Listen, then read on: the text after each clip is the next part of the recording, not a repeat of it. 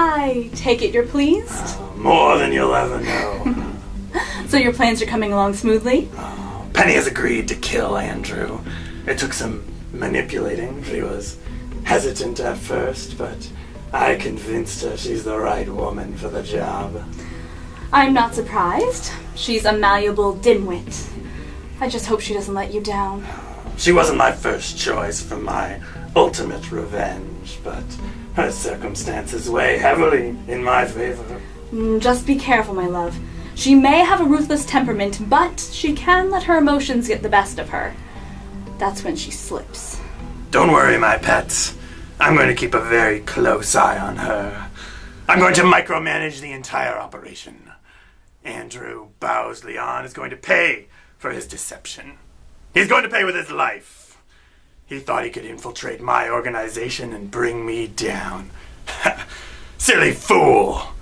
I have a message to send to anyone who dares to oppose me. Coming after me will end in only one result: death. You have no idea how intoxicating your words are.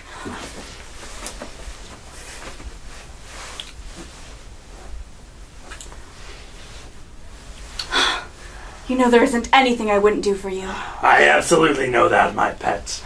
You've made such sacrifices for me. I'll never forget what you've done. I will admit, I was furious at first when I learned you were going to send me to this humdrum of a village, especially knowing my history with it. But after some time to reflect on my mission, I realized I was handed a gift. I thought to myself, when would I ever have the opportunity to assist the powerful Mr. X in executing his ultimate revenge, and, at the same time, execute some of my very own? Revenge! Is there anything more thrilling? Can I assume your plan is falling into place? Just take a look for yourself. I have the Nib sisters right where I want them.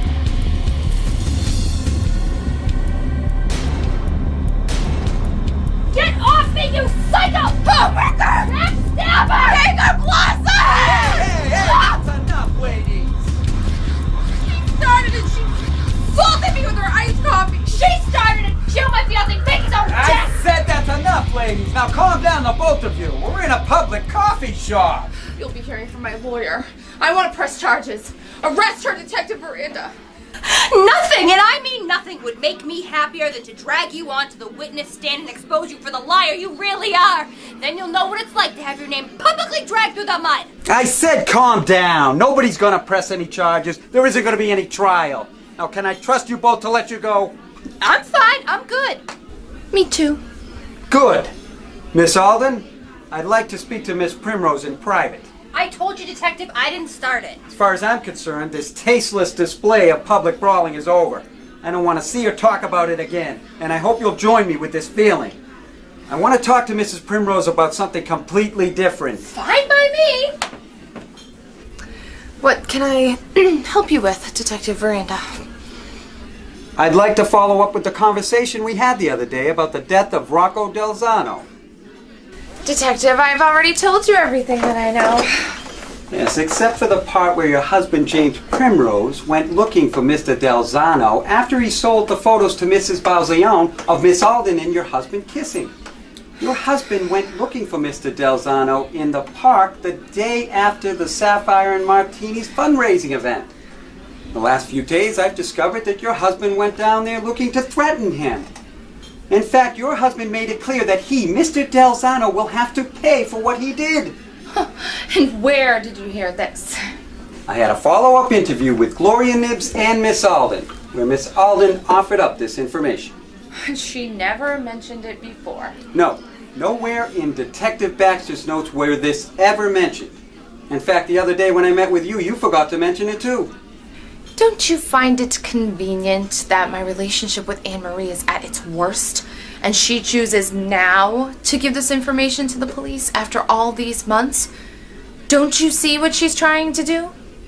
Is what Miss Alden said true?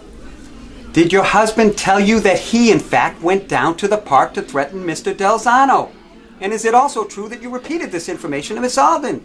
Anne-Marie has sunk so low that she would say anything. Is this true, Mrs. Primrose? Yes, it's true! Ugh. Why did you fail to mention this to Detective Baxter all those months ago? Why did you fail to mention it to me? The truth is, I forgot all about the incident. That's the truth, Detective. Weeks after I talked to Detective Baxter, I remembered what my husband told me, but by then my husband was dead. And he died before Rocco was murdered. And then I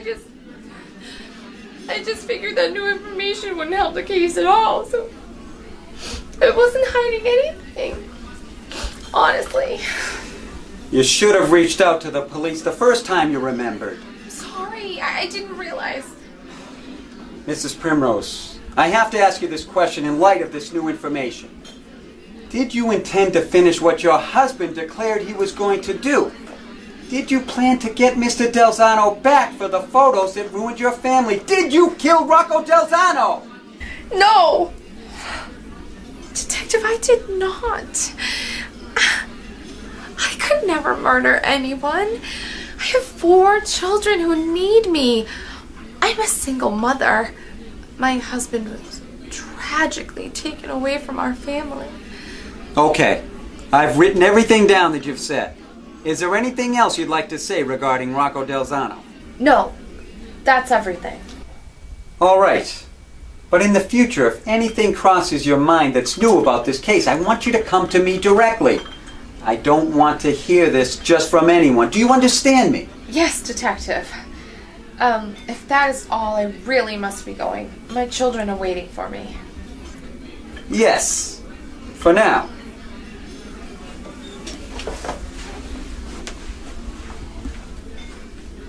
The both of them make me sick.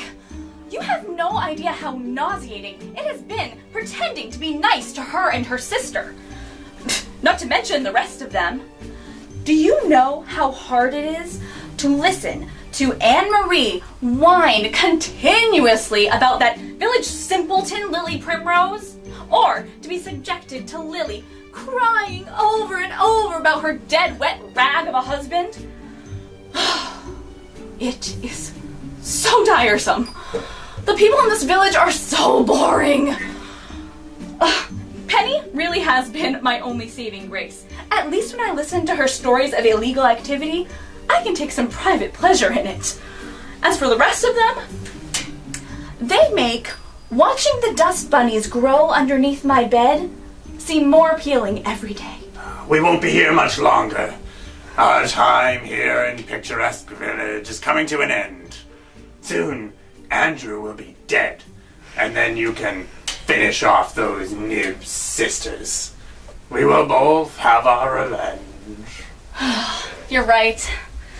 I thank the devil himself I have you to keep me focused.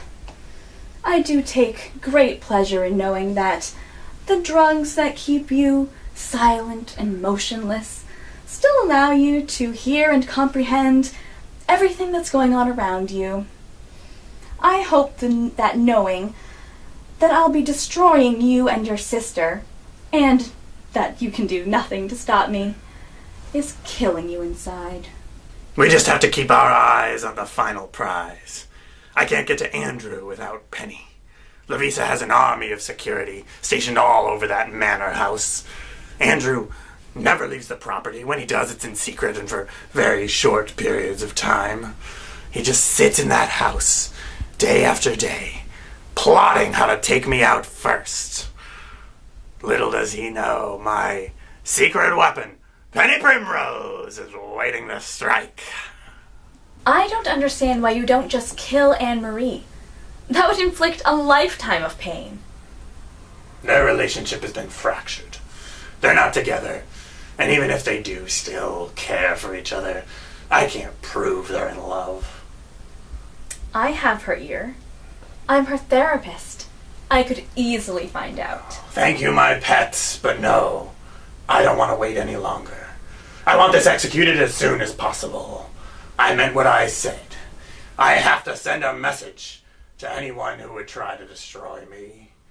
Come after me, and you lose your life. Soon. How soon? Tomorrow. And when Andrew is taken care of, we'll dispose of the Nib sisters. Yes. Have you given any thought as to how you'd like to handle them? I have. But every time I think I've settled on a method, a more torturous one comes to mind, and, well, I just can't make up my mind. Would you like me to enlist Penny's help? Thanks for the offer, but no. Penny's already had her fun with the mayor shipping her off to that harem, and now she has her hands full with Andrew. No, I can handle these two on my own. In fact, I prefer it that way. Well, know that if there's anything I can do to make their experience as painful as possible, all you have to do is say the word.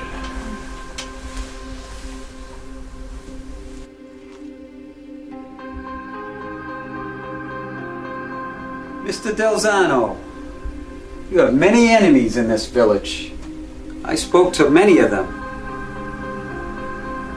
I couldn't find one person that would say one nice thing about you. I wouldn't blame any of them for ending your life in that muddy river.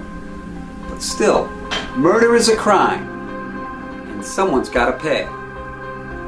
But I'm pretty sure now that it's one of these people.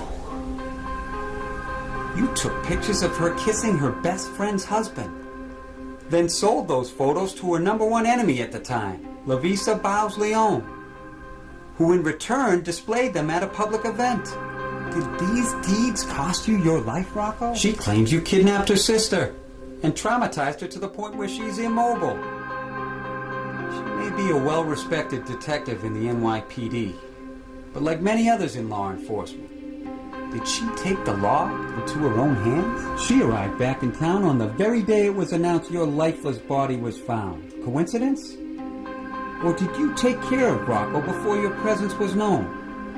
Is Gloria right? Rocco, were you involved with the kidnapping of Mayor Nibs?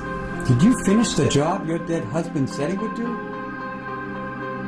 That kiss James shared with Anne-Marie caused a lot of problems for your family. It's no secret you were a devoted wife. But just how devoted were you? Rocco, you befriended this escaped patient from the asylum just weeks before you were murdered. She's not known for her stability. Did you learn the hard way, Rocco? So many questions. But the only answer I need to know is, who killed Rocco Delzano?